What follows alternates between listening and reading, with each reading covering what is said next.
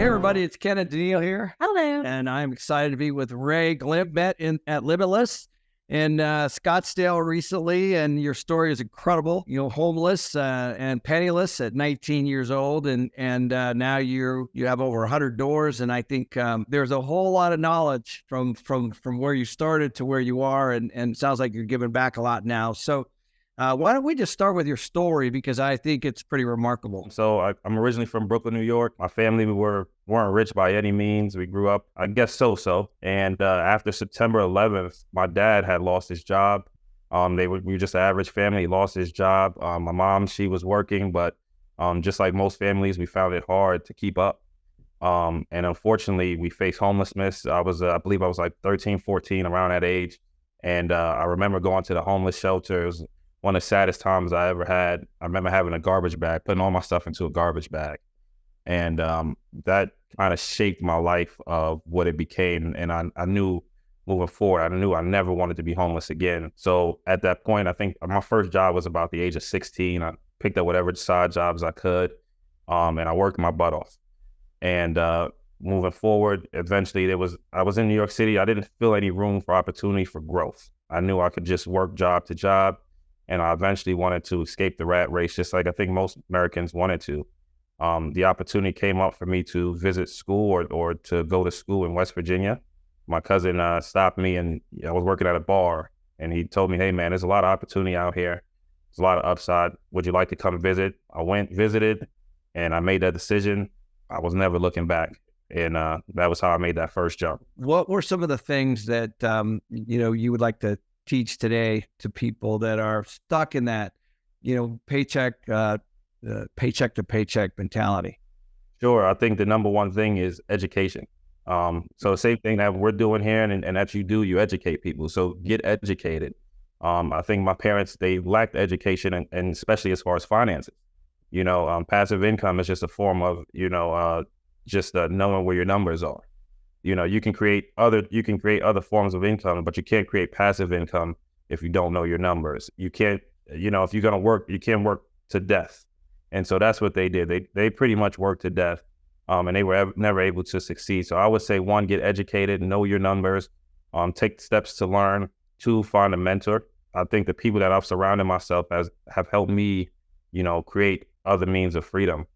So finding a mentor, I think, is very important. And then find a means. As we mentioned, there are people who work and are very successful, but for me, I knew that there was a cap. I knew there was always a cap of how much I could make or how I could continually stay free. Right now we're seeing a lot of people getting beat up with inflation. They're not able to keep up with grocery bills, or, their rents are raising still, so I think those three tools actually allow me to create some type of freedom through education. So when you say know your numbers, what do you mean exactly by that? So, in real estate, we have our numbers, but then in life, you have your numbers too. And so most people I notice do not have a budget, right? So they go out, they spend whatever on food, and, they pay their bills. Most people don't even manage their own bills, I've seen. So making sure that you understand, hey, Netflix is costing me this much. And to some people, it may just be, oh, it's only $10 a month, or it's only $20 a month, but that's $240 a year. Is that a utility bill? Is that a grocery bill?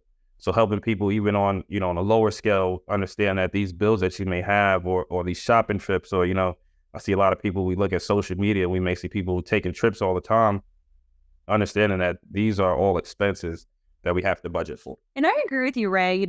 Most of my friends that don't manage their money well don't have budgets. It just makes me aware of, okay, if I have X amount to spend, do I really need this? Do I really need that? Versus just throwing things in your cart. And I think that even with personal expenses, like fun money, you would call it, that I give myself every month, I'll say, okay, I don't have really the money to buy these shoes this month, but I'll buy them next month. And all it does is it just creates discipline. And then you're just more mindful of your spending, versus if you just buy whatever you want, whenever you want, and you have no idea what you're spending money on, there's really no way to manage anything that way. I agree. And I think that's where the financial education really starts. And it correlates even to real estate. When we're running numbers for a property, we want to make sure that we have our budget solid as well. So it's not just real estate, but it's in our personal life. It's in all facets. So Ray, so you jumped right into, obviously you did what you had to do at 16, got a job. Then, what were the big changes, life moments, the ahas, or, what did you do then? Yeah, I think the biggest step one was, I was working, I remember I was in college at that point, but I was working 3 jobs. And mentally I was like, I can't fall behind. I can't fall behind. But mentally too, I was falling behind. I was watching other kids. They had that freedom to, they were going out and partying. And meanwhile, I'm just working my butt off. And I knew, I was like, something has to give. And I remember I was going to school for industrial engineering. A light bulb hit me to start my first business, which was eventually a food truck. I started a food truck here. And I knew that, okay, well, if I became an entrepreneur, I can make money instead of doing this whole school route. So I started an entrepreneurial path. I took a risk. And from there, I was still working my butt off. I had owned several businesses. I'm still working, still in that rat race. I had got a little bit of finances, but I'm still working. And at that point, I'm like, something has got to give. And I was working late nights, the graveyard shift. I mean, same thing people can relate to. And I'll never forget, the first thing I bought for passive income was a arcade machine. It was like a Pac-Man machine. I made a couple, it was 50 cents to play. And I was able to cash it out. And I was like, man, this feels kind of good. I made a couple bucks. It feels kind of good. And I said, maybe I can scale this. So I bought pool tables and I started to buy vending machines that started to create passive income. A group of guys, it was about 8 of us. Some were attorneys, lawyers, doctors. We all went together one night at a bar and they all like, hey, look, we should all buy this investment property. We should each put $5,000 in. They were using a bunch of terms that I had no idea about real estate. We could all buy a property for $50,000 and then we can refinance it and everything else. I was like, man, this sounds like a great idea. You guys have more money than me. Maybe I should listen. And when it came time to put the money up, nobody did. It was crickets in the room. Nobody wanted to put the money up. So I said, you know what? I'll try it. I found this sketch. I guess they were a wholesaler at the time. I didn't know any better, but they sold me a property for $25,000. I actually pulled money from like a line of credit that I had and bought the property. And then I had 2 lines of credit, 0% finance. So it was a no-brainer. And I used the rest of the money to do another rehab.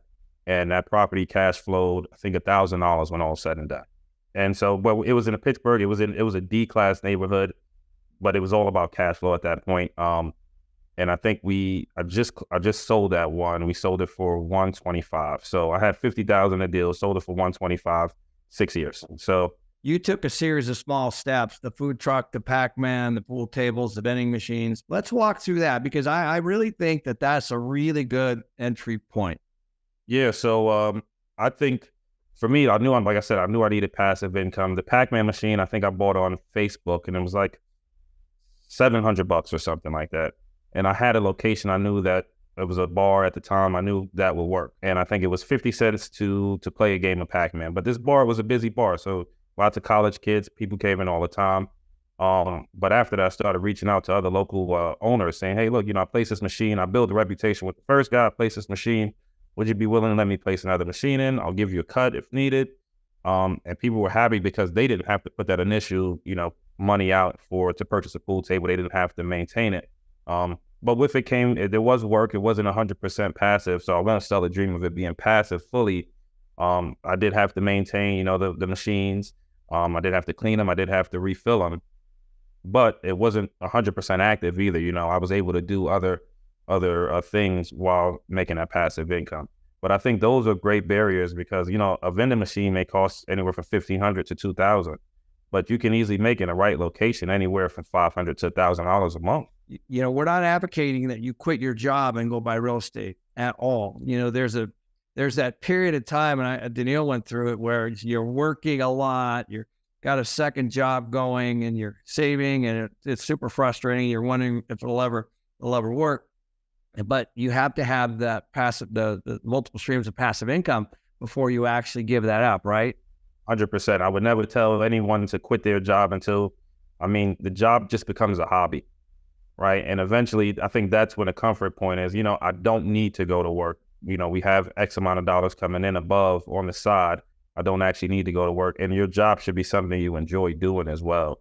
At that point, I think once you get to that equal number where your pay from your side hustle or whatever it may be is equal to your job amount, if you don't enjoy your job anymore, maybe that's when you start making a transition step to find something that you actually enjoy that still pays you. Not to actually quit, but do something that you actually enjoy that still pays you. Now you've learned a lot. So now as you start to move forward and look at deals, what are some things that you can tell some of the listeners on what to look for? Well, the three things I always tell are know your numbers, know your niche, and know your market. So your numbers are going to be, like, as we mentioned from the beginning, your numbers are going to be the most important when analyzing a deal. Knowing your niche right now, I like small multifamily. So anything over, 15, 16 units, I typically won't touch. It may be a little bit too big for me to manage. I typically stay away from single family, just because of, I don't like how they cash flow versus multifamily. And then knowing your market. I think that's one of the most important things. I can buy a home in Arizona and say, oh, it should comp out just like this one, but it's on the wrong side of the street. In my market particularly, I'm in Morgantown, West Virginia, but West Virginia on the whole has been on the decline. But Morgantown, we had appreciation rate last year, 19.6%. So it's a strong, our market, we're a college town, great hospital, great infrastructure. So we're stronger, and that's what I know of my market. When I invest in the Pittsburgh market, I know that particular market. So knowing those three things are great when you're starting to invest. So Ray, I know you do some speaking, you do some coaching and all that. What's the best way people can reach you? Instagram, Ray Glymph, Ray Glymph. Instagram is a great way to get a hold of me. You can DM me, I'll DM back. Ray, I appreciate your time. Congratulations. Appreciate it. Thank you for your time, guys. Yeah, you bet. Thanks, Ray. Cheers, Ray.